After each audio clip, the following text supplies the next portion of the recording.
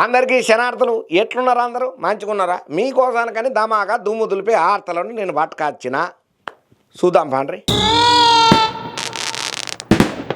ఇక ఎన్నడూ రాని ఫోను ఒక తాను నుంచి వచ్చింది. ఆ ఫోను ఎవరికో చేయలేదు, ముఖ్యమంత్రి రేవంత్ రెడ్డి సార్కు, మాజీ ముఖ్యమంత్రి అయినటువంటి కేసీఆర్ సార్కు చేసిండు ఒక పెద్ద మనిషి. మరి ఎవరయ్యా అంత పెద్ద మనిషి? వీళ్ళిద్దరికి ఫోన్ చేసి మాట్లాడేంత ముచ్చట ఏమున్నది అని అంటే ఆయన ఎవరో కాదు, తమిళనాడు ముఖ్యమంత్రి స్టాలిన్ సారు. మరి వీళ్ళిద్దరితో ఆయనకేం పనబడ్డదో అరుచుకుందాం పాండ్రి. డిలిమిటేషన్కు వ్యతిరేకంగా Tamil Nadu CM DMK chief Stalin ఇంకో కీలక నిర్ణయం తీసుకున్నడంలా కేంద్రం డీలిమిటేషన్ ప్రవేశపెడితే తమ హక్కులను కాలరాస్తారని చెప్పి రాష్ట్రాల్లో ఉన్నటువంటి ఎంపీ సీట్లు తగ్గుతాయని చెప్పి స్టాలిన్ సార్ ఆరోపిస్తున్న ముచ్చట మన అందరికి ఎరికైనదే. ఇక జనాభా నియంత్రణలో మెరుగ్గా వ్యవహరణ చేసినటువంటి దక్షిణాది రాష్ట్రాలకు తీరని నష్టం జరుగుతుందని చెప్పి స్టాలిన్ సార్ చెప్తున్నాడు. అయ్యా ఇంట్లో భాగంగా డీలిమిటేషన్ కి వ్యతిరేకంగా జాయింట్ యాక్షన్ కమిటీ జేఏసీ ఏర్పాటు చేయబోతున్నట్టు రీసెంట్ గా ఒక ప్రకటన అయితే చేసిండయ్యా.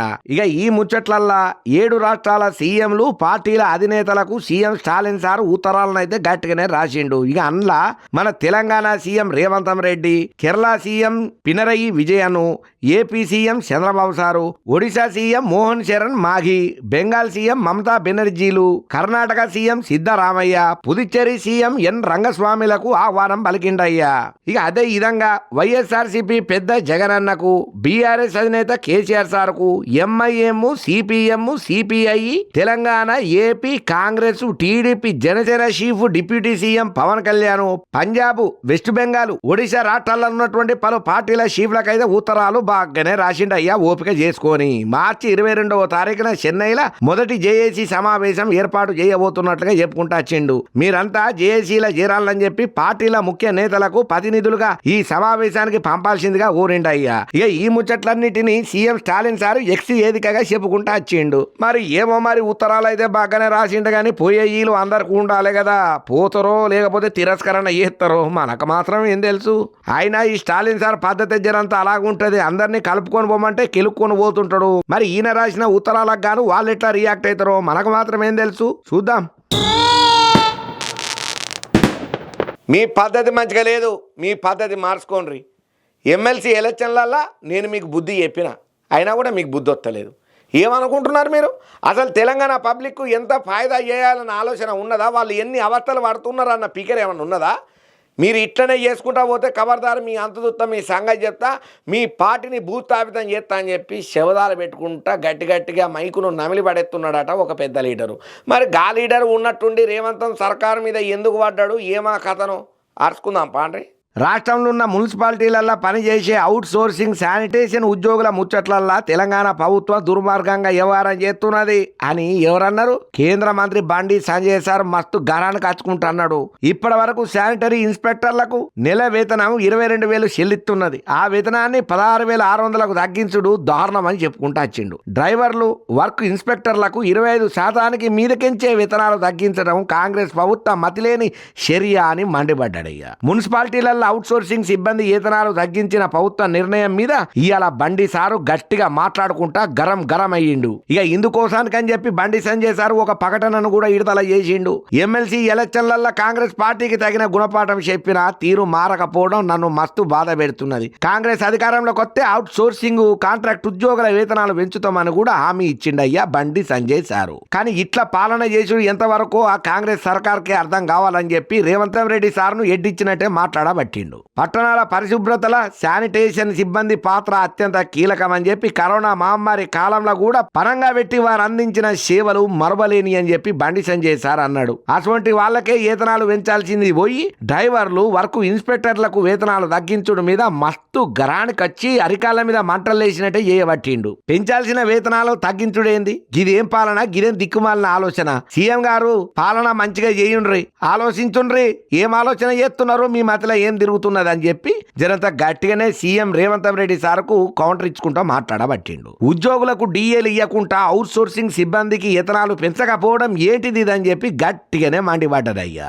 4 ఏళ్లుగా అవుట్ సోర్సింగ్ సిబ్బందికి వేతనాలు ఎందుకు పెంచుతలేరు? తక్షణమే అవుట్ సోర్సింగ్ సిబ్బందికి వేతనాలను పెంచాలని చెప్పి డిమాండ్ గట్టిగానే చేసిండు కేంద్ర మంత్రి బండి సంజయ్ సారు. మున్సిపాలిటీలలో పనిచేసే అవుట్ సోర్సింగ్ శానిటరీ ఇన్స్పెక్టర్లు డ్రైవర్ల వేతనాలలో భారీగా కోత విధించడాన్ని చూస్తా అంటే ఉద్యోగులు కాంట్రాక్టు అవుట్ సోర్సింగ్ సిబ్బంది పట్ల కాంగ్రెస్ కున్న వ్యతిరేకత భావం మనకు క్లియర్ కట్ గా అర్థమవుతున్నది. తెలంగాణ పబ్లిక్ విఘ్నులు అన్ని గమనిస్తున్నారయ్యా. మీ తతంగాన్నంతా చూస్తూనే ఉన్నారు. తక్షణమే చేసిన పొరపాటును సరిదిద్దుకొని మున్సిపల్ డ్రైవర్లు శానిటేషన్ వర్కులు ఇన్స్పెక్టర్ల వేతనాలను సరి చేసుడుతో పాటు రాష్ట్ర వ్యాప్తంగా మున్సిపాలిటీలలో పనిచేసే అవుట్ సోర్సింగ్ కాంట్రాక్టు సిబ్బంది అందరికీ వేతనాలను పెంచాలని చెప్పి బీజేపీ తరపున నేను డిమాండ్ చేస్తున్నానని చెప్పి కేంద్ర మంత్రి బండి సంజయ్ సారు కాంగ్రెస్ పార్టీకి వ్యతిరేకంగా రేవంత్ రెడ్డి సార్ను ధిక్కారణ చేస్తూ కామెంట్లు గట్టిగానే చేసిండు. మరి ఈయన కామెంట్లు గట్టిగానే చేసిండు కానీ మరి కాంగ్రెస్ పార్టీ కూడా రియాక్ట్ అవుతుంది కదా. మరి వాళ్ళు ఎట్లా రియాక్ట్ అవుతారో ఈ బండి సంజయ్ సార్ అన్న మాటలకు చూద్దాం.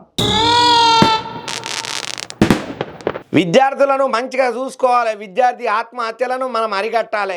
నేను ఏదన్నా సమస్య జరిగితే నేను బయట వాళ్ళకి ఎవరికో జరిగిందని ఆలోచించాను. నాకే జరుగుతాయి ఎట్లుంటుంది, నా పిల్లలకే జరుగుతాయి ఎట్లుంటుందని ఆలోచన చేసి ప్రతి నిర్ణయం తీసుకుంటాను. నేను విద్యాశాఖ మంత్రిగా ఉన్నప్పటి నుంచి ప్రతి ఒక్కటి క్షుణ్ణంగా ఆలోచన చేస్తున్నా.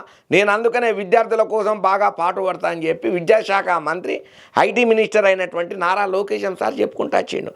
మరి ఇంకా లోకేశం సార్ ఏమేమన్నాడు, ఏమా మాటలు పురాగిందాం పాండ్రి. విద్యార్థుల ఆత్మహత్యల నివారణకు అందరం కలిసికట్టుగా కృషి చేయాల్సిన అవసరం ఎంతైనా ఉన్నదని చెప్పి విద్యా ఐటీ శాఖల మంత్రి నారా లోకేశం సార్ చెప్పుకుంటూ వచ్చిండయ్యా. కళాశాలల విద్యార్థుల ఆత్మహత్యల మీద మండలి సభ్యులు కూడా అడిగిన ప్రశ్నలకు మంత్రి సమాధానం చెప్పుకుంటూ వచ్చిండు. కళాశాలల విద్యార్థుల ఆత్మహత్యలు ఎవరికైనా బాధాకరం. నేను విద్యాశాఖ మంత్రి అయిన తర్వాత ఎవరైనా విద్యార్థి ఆత్మహత్యకు పాల్పడితే సొంత పిల్లలకు జరిగినట్లుగా భావించి అధికారులు స్పందించాలని చెప్పిన నేను మానవతా కోణంలో మనం ఆలోచించాల్సిన అవసరం ఉన్నదని చెప్పి నేను చాలా స్పష్టంగా చెప్తున్నాను అన్నాడు. విద్యార్థుల ఆత్మహత్యలకు ఒక ప్యాటర్న్ అంట ఏమీ లేదు. 2016లో 6 చనిపోతే 2019లో 4 చనిపోయినరు, 2021లో 7 చనిపోయినరు, 2022లో 12 మంది, 2023లో 17 మంది, 2024లో 6 మంది చనిపోయినరు. విద్యార్థుల ఆత్మహత్యలు పెరుగుతున్నాయనే ప్యాటర్న్ లేదు. అయితే ఆత్మహత్యలు మాత్రం జరుగుతున్నాయి కాదని ఎవరు అంటలేం. ఈ అన్ని ఇంటర్ విద్యల సూట్ చేసుకున్నాయి. టెక్నికల్ ఎడ్యుకేషన్ విషయానికి అత్తే ఒకేడాది 2 చనిపోతే ఇంకో ఏడాది 11 మంది, మరొక ఏడాది 1 చనిపోతున్నారు. దీనికి ప్యాటర్న్ అనేది ఏది లేదు. యూనివర్సిటీలలో కూడా ఆత్మహత్యలు అవుతున్నాయి. 2014 నుంచి 18 మంది చనిపోయినరు. విద్యార్థుల ఆత్మహత్యల నివారణకు స్కూల్ వెల్నెస్ టీమ్స్ ఏర్పాటు చేస్తాం. స్కూల్ వెల్నెస్ టీమ్స్ ఏర్పాటు చేసి ప్రైవేటు ప్రభుత్వ జూనియర్ కాలేజీలకు ఓరియంటేషన్ ఇచ్చి ఎర్లియర్ సిస్టమ్ ను క్యాష్ చేయాల్సిన అవసరం ఉన్నది. కేవలం జూనియర్ కాలేజీల నుంచి విశ్వవిద్యాలయాల వరకే కాకుండా పాఠశాల విద్యలో కూడా లైంగిక వేధింపుల ఆరోపణలు వస్తున్నాయి. స్కూల్ ఎడ్యుకేషన్ లో కూడా సుమారు 280 మంది కౌన్సిలర్లను నియామకం చేసినాం. వాళ్ళు ఉపాధ్యాయులకు కూడా శిక్షణ ఇచ్చి ఎర్లీ సిస్టమ్స్ ను పిల్లల ప్రవర్తనల మార్పును గమనించి సరి చేసుడుతో పాటు ప్రాపర్ కౌన్సిలింగ్ చేయాలనే లక్ష్యంతో పనిచేస్తున్నాం. ఏదేమైనా జరగరాంది ఏది జరిగినా ప్రైవేటు యాజమాన్యం పైన కూడా బాధ్యత ఉంటది. తల్లిదండ్రులు ఫీజు కట్టినాం కాబట్టి అన్ని సబ్జెక్టులలో మార్కు రావాలని ఒత్తిడి పెడుతున్నారు. ఒత్తిడిని తగ్గించేందుకు కూడా ఆలోచనలు చేస్తున్నామని చెప్పి లోకేశన్ సార్ చెప్పిన మాటలు ఏవైతే ఉన్నాయో 10 మంది సపోర్ట్లు కొట్టేటట్టే ఉన్నాయి. ఒక విద్యాశాఖ ఐటీ శాఖ మంత్రి అంటే అబ్బా గీ తిరిగి ఉంటాడా, గీ తిరిగా మాట్లాడతాడా అని చెప్పి లోకేశన్ సార్ చెప్పినటువంటి మాటలకైతే ప్రతి ఒక్కరు తారీఫ్ చేయబట్టినరయ్యా. భారతదేశ పబ్లిక్ గర్వంగా చెప్పుకునే నరేంద్ర మోడీ సార్కు అరుదైన గౌరవం దక్కిందయ్యా. ఆయనను గౌరవించుకున్నాడు మన హక్కు అన్నట్టుగానే చాలా సంబరమైన ముచ్చట చెప్పిండ్రు. ఇప్పుడు మన ప్రధానమంత్రి మోడీ సార్కు దక్కినటువంటి ఈ గౌరవ అవార్డుకైతే అందరూ తారీఫ్ చేస్తున్నారయ్యా. నిజంగా మోడీ సారు ఆయన కష్టము, ఆయన ఆలోచన, భారతదేశం పట్ల ఆయనకు ఉన్నటువంటి చిత్తశుద్ధే ఆయనని ఇట్లా అవార్డు తీసుకోవడానికి ప్రేరణ చేసింది అనుకుంటా. నిజంగా మోడీ సార్, వా మోడీ సార్, జై హో మోడీ సార్ అని చెప్పి కితాబులు ఇస్తున్నారు. ఈ అవార్డు ముచ్చటరికైనా ప్రతి ఒక్క భారతీయుడు. మరి పురాగ వార్త ఏం అవార్డు ఏమో తెలుసుకోవాలి కదా, చూద్దాం పాండ్రి. ఇక ప్రధానమంత్రి నరేంద్ర మోదీ సార్కు అరుదైన గౌరవమే లభించిందుల్లా.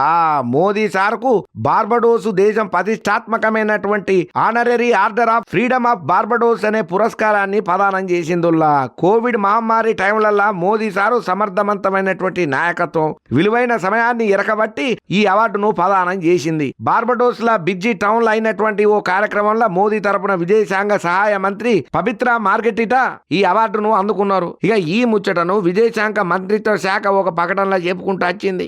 ఏదేమైనా మోదీ సారు పనితనాన్ని ఎరగబట్టి ఇంత గొప్ప అవార్డు ఇచ్చినందుకు చాలా గొప్ప ముచ్చటని చెప్పి ప్రతి ఒక్క భారతీయుడు గర్వపడుతున్నాడు, ఆనందపడుతున్నాడు, సంబరమాశ్చర్యంలలో మునిగిపోతున్నాడు అయ్యా. ఏదేమైనా కూడా మోడీ సారు ట్రెండ్ను ఫాలో కాడు, ట్రెండ్ సెట్ చేస్తాడు. మోడీ సారు పనితనం అయితేనేమి, ఆయన ఆలోచన అయితేనేమి, ప్రతి ఒక్క విషయం పైన పూర్తి అవగాహన ఉన్నటువంటి మహోన్నత వ్యక్తి మన ప్రధానమంత్రి నరేంద్ర మోడీ సార్ అని చెప్పి ఇప్పుడు అవార్డు వచ్చిన సందర్భంగా ప్రతి ఒక్కరు కితాబు ఇవ్వబట్టినరయ్యా. ఏదేమైనా కానీ చంద్రాల్ సార్ ఇప్పుడు హైదరాబాద్ గురించి ఒక మాటనే మాట్లాడిండు. నేను హైదరాబాద్కి ఏం చేసినో నాకు తెలుసు, హైదరాబాద్ పబ్లిక్ తెలుసు నేనేం చేసినో, అది మాకు సంబంధించిన ముచ్చట. ఇప్పుడు నేను అది చేసినా ఇది చేసినా అనేది అంటే నా మీద రివర్స్ అటాక్ అవుతారు. నాకెందుకు వచ్చిన తలకాయ నొప్పి? నేను చేసిన మంచి నాతోనే ఉన్నది, నేను చేసిన డెవలప్మెంట్ నాతోనే ఉన్నది. ఎవరు చేసిళ్ళు ఎందుకు చేసిళ్ళు అందరికీ ఎరికే, నేను దాని గురించి ప్రస్తావన చేయనని చెప్పి అన్నాడు నారా చంద్రబాబు నాయుడు సారు.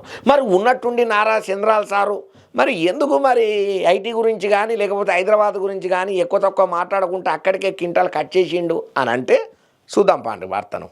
హైదరాబాద్ పరిపాలన ముచ్చట్లల్లో ఏపీ సీఎం చంద్రబాబు సారు ఒక ఆసక్తికరమైన ముచ్చటనే చెప్పుకొచ్చేండు. ఇక ఈ అంశంలో నేను మాట్లాడితే రేపు వాళ్ళు నా మీద అటాక్ చేస్తారయ్యా, అది డిఫరెంట్ ఇష్యూ.